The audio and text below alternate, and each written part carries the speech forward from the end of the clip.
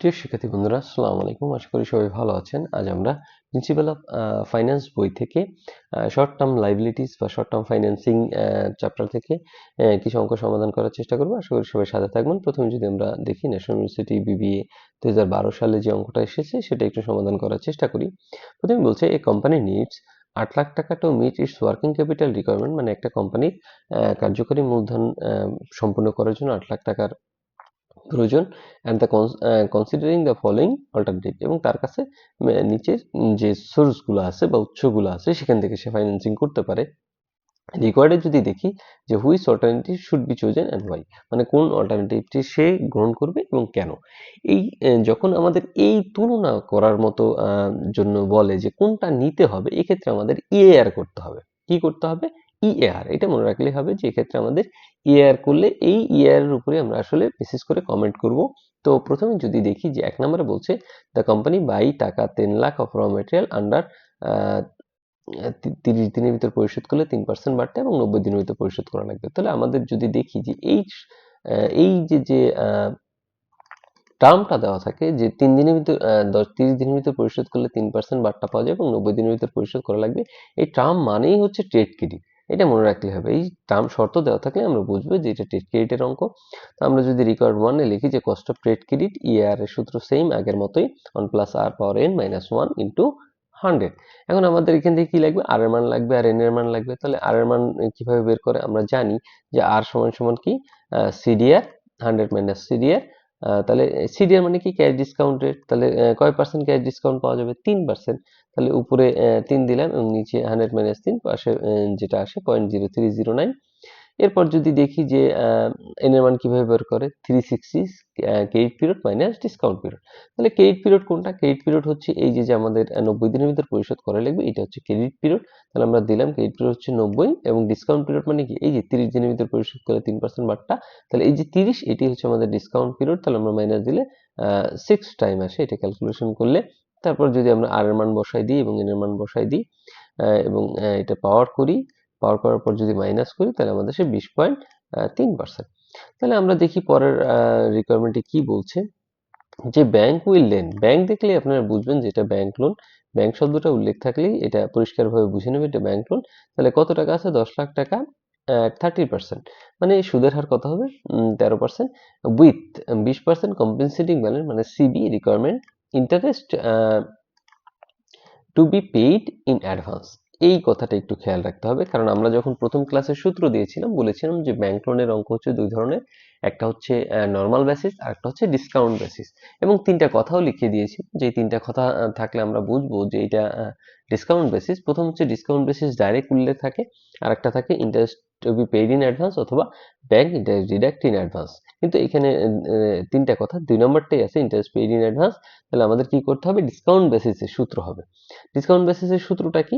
আমরা একটু দেখি যে cost of unsecured bank loan discount বেসিসে হচ্ছে নরমাল বেসিস আর ডিসকাউন্ট বেসিসের সূত্রের কোনো পার্থক্য নাই। শুধু আমরা যে উপরে ইন্টারেস্টটা দেই, এই যে উপরে যে ইন্টারেস্টটা দেই, এই ইন্টারেস্টের নিচ থেকে মাইনাস হয়। এইটাই হচ্ছে নরমাল বেসিস এবং ডিসকাউন্ট বেসিসের মূল পার্থক্য। মানে যে ইন্টারেস্টটা হবে সেটা নিচ থেকে মাইনাস হবে ডিসকাউন্ট বেসিসে।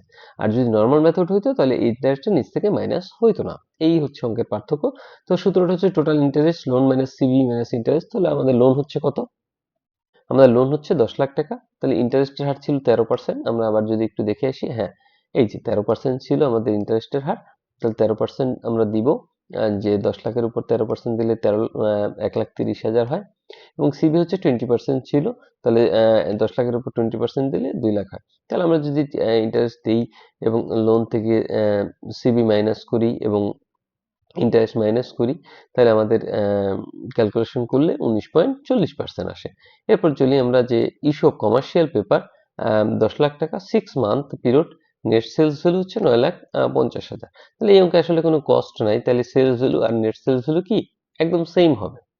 তাহলে সেক্ষেত্রে আমরা যদি সূত্রটা বসাই যে ইয়ার 1 প্লাস আর পাওয়ার এন মাইনাস 1, তাহলে ফেস ভ্যালু কত? 10 লাখ টাকা।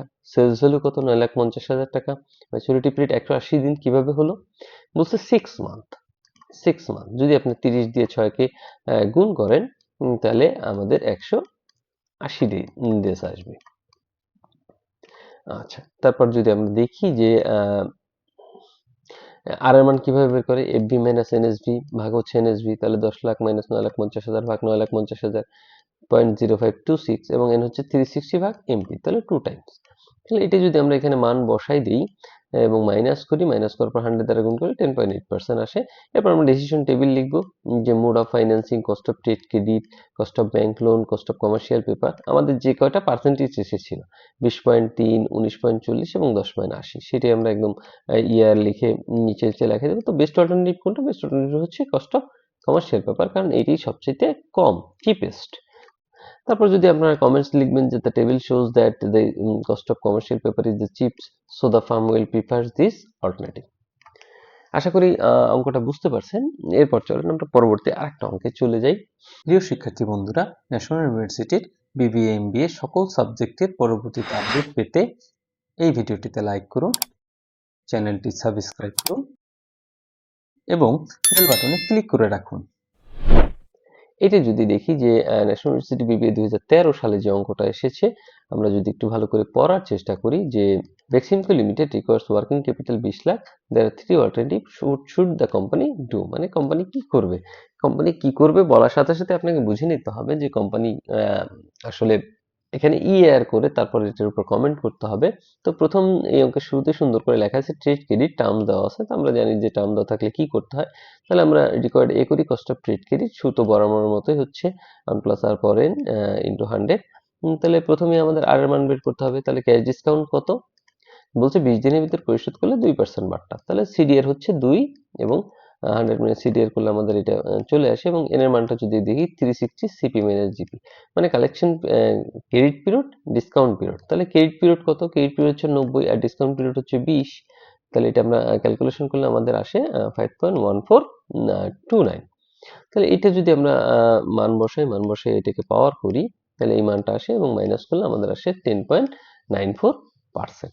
এরপর যদি আমরা পরের রিকোয়ারমেন্টে দেখি যে bank loan, trust bank is integrated to grant 20 lakh টাকা as loan 11% after reduction of 25% compensating balance.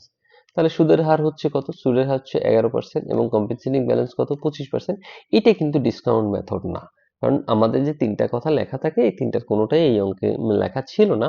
তার মানে এটা নর্মাল মেথড। তো নর্মাল মেথডের নিচ থেকে ইন্টারেস্ট মাইনাস করার প্রয়োজন নেই। তাহলে আমরা লিখলাম cost of unsecured bank loan, ইয়ার লিখলাম ইন্টারেস্ট লোন মাইনাস সিবি। তাহলে লোনটা কত? 20 লাখ টাকা, ইন্টারেস্ট কত? 11%, আমরা দিলাম 2,20,000 আসে, এবং সিবি কত? 25% ধরতে বলেছে, তাহলে সেটাও আমরা দিলাম। তাহলে এরপর যদি ইন্টারেস্টকে আমরা উপরে বসাই, লোন থেকে সিবি মাইনাস করি, তাহলে আমাদের আসে 14.67% যদি ক্যালকুলেশন করা হয়। এরপর যদি রিকোয়ারমেন্ট সি তে দেখি আমরা, যে কমার্শিয়াল পেপার সুন্দর করে লেখা আছে, to issue commercial paper 10%, the cost of issue would be 20,000 টাকা ইচ কোয়ার্টার, প্রতি কোয়ার্টারে আপনাকে 20,000 টাকা ইস্যু কস্ট দেখাইতে হবে। তার মানে এই অঙ্কে একটু ঝামেলা আছে, আমরা একটু যদি সূত্র লিখে সুন্দরভাবে সমাধান করার চেষ্টা করি তাহলে সহজেই বোঝা যাবে। তাই রিকোয়ারমেন্ট সি দেখি কস্ট অফ কমার্শিয়াল পেপার, ইয়ার সূত্র লিখলাম 1 প্লাস আর পাওয়ার এন মাইনাস 1 ইন্টু 100। তাহলে এখানে ফেস ভ্যালু কত? ফেস ভ্যালু হচ্ছে 20 লাখ। কিভাবে ফেস ভ্যালু পেলাম? কারণ আমাদের অঙ্কের শুরুতে এখানে ক্যাপিটাল ধরতে বলা হয়েছে কত? 20 লাখ। তাহলে এটাই আমার আসলে ফেস ভ্যালু। তাহলে আমরা ফেস ভ্যালু দিলাম হচ্ছে কত? 20 লাখ টাকা। এখন ইন্টারেস্ট ধরতে হবে কয় পার্সেন্ট? ইন্টারেস্ট ধরতে হবে, এই যে আমরা যদি অঙ্কে দেখি যে ইন্টারেস্ট ধরতে বলছে to issue commercial paper 10%, 10% interest ধরতে বলা হয়েছে। তো আমরা ইন্টারেস্ট দিলাম যে 20 লাখের উপর 10%, কিন্তু কথা হচ্ছে কি, আমার অঙ্ক হচ্ছে কোয়ার্টারের। কত কোয়ার্টারে? 1 কোয়ার্টারে। তাহলে বলছে ইস্যু কস্ট কত কোয়ার্টারে? ইস্যু কস্ট হচ্ছে 20,000 ইচ কোয়ার্টার, এই যে ইচ কোয়ার্টার, প্রতি কোয়ার্টারে 20,000। তাহলে আমাদের যদি কোয়ার্টারে বের করতে হয় তাহলে কোয়ার্টারের ভ্যালু কত? 3 মাস পর পর, মানে 4 দিয়ে ভাগ করতে হবে। তাহলে সেটা আমরা কি করলাম, যে ইন্টারেস্ট হলো সেটা 4 দিয়ে ভাগ করলাম, তাহলে 4 দিয়ে আমরা ভাগ করলে আসে 50,000। এবার আমরা কোয়ার্টারলি কস্ট হিসাব করি, এটা হচ্ছে ইন্টারেস্ট কস্ট কত?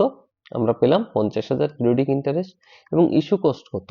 ইস্যু কস্ট হচ্ছে 20,000, এই যে ইস্যু কস্ট হচ্ছে 20,000। তাহলে টোটাল কস্ট যদি আমরা নির্ণয় করতে চাই তাহলে ইস্যু কস্ট এখানে যোগ করতে হবে। তাহলে 50,000 আর 20,000 হচ্ছে 70,000। তাহলে আমাদের এখন কি করতে হবে? এনএসভি নির্ণয় করতে হবে। তাহলে যেহেতু আমাদের এসভিও নাই, তার মানে আমরা ফেস ভ্যালু থেকে আসলে সবকিছু করব। তাহলে এনএসভি হচ্ছে এফভি মাইনাস পিরিয়ডিক কস্ট। তাহলে এই 70,000 বাদ দিলে আমাদের এনএসভি চলে আসবে।